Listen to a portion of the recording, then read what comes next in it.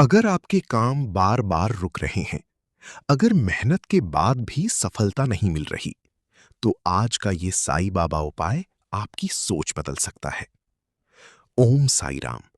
भाइयों और बहनों, आज का ये विशेष सत्संग उन भक्तों के लिए है जो जीवन में परेशान हैं, जिनके काम रुक गए हैं, जिनके घर में दुख, कर्ज, बीमारी, तनाव या निराशा चल रही है।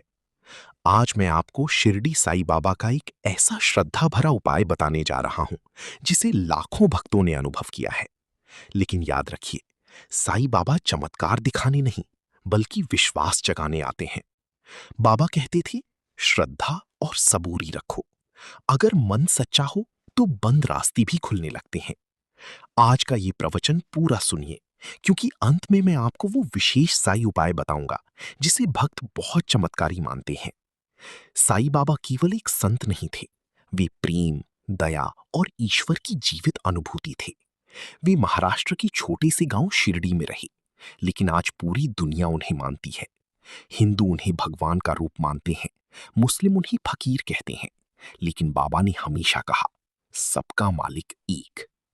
उनके पास जो भी दुखी आया, खाली हाथ नहीं गया। किसी को नौकरी मिली, किसी की बीमारी ठीक हुई, किसी का टूटा परिवार जुड़ गया। लेकिन बाबा हमेशा एक बात कहते थे, मैं तुम्हारा भाग्य नहीं बदलता, मैं तुम्हारी भीतर विश्वास जगाता हूं। भक्तों, कई बार हम पूछते हैं, मैं पूजा भी करता हूं, फिर भी मेरा काम क्यों नहीं बन रहा? इसका कारण क्या है? हम भगवान से ज्यादा डर को शक्ति दे देते हैं। आज पूजा की, कल परिणाम चाहिए। लेकिन बाबा कहते हैं, सबूरी रखो। हर समय चिंता, हर समय डर, ऐसे में मन की शक्ति कमजोर हो जाती है। कुछ काम समय से होते हैं, भगवान सही समय पर सही फल देते हैं। सच्ची भक्ति का मतलब केवल मंदिर जाना नहीं है। सच्ची भक्ति है किसी का दिल न दुखाना, जरूरतमंद की मदद करना, सच्चाई से जीवन जीना, भगवान पर भरोसा रखना। अगर कोई व्यक्ति रोज पूजा करे लेकिन दूसरों को दुख दे, तो पूजा अधूरी है। बाबा कहते थे, सबका भला करो, ईश्वर तुम्हारा भला करेगा। अब मैं आपको वो उपाय बताने जा रहा हूं जिसे बहुत से भक्त अनुभव के साथ करते हैं। गुरुवार को ये उपाय करें।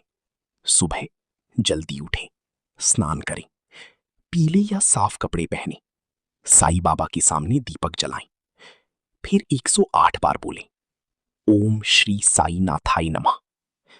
उसके बाद एक सफेद कागज लें, उस पर अपनी मनोकामना लिखें, जैसे नौकरी चाहिए, कोर्ट केस खत्म हो, बीमारी ठीक हो, विवाह हो जाए, घर में शांति आए। अब उस कागज को बाबा के चरणों में रखें। फिर 108 बार ओम साईं राम का जाप करें।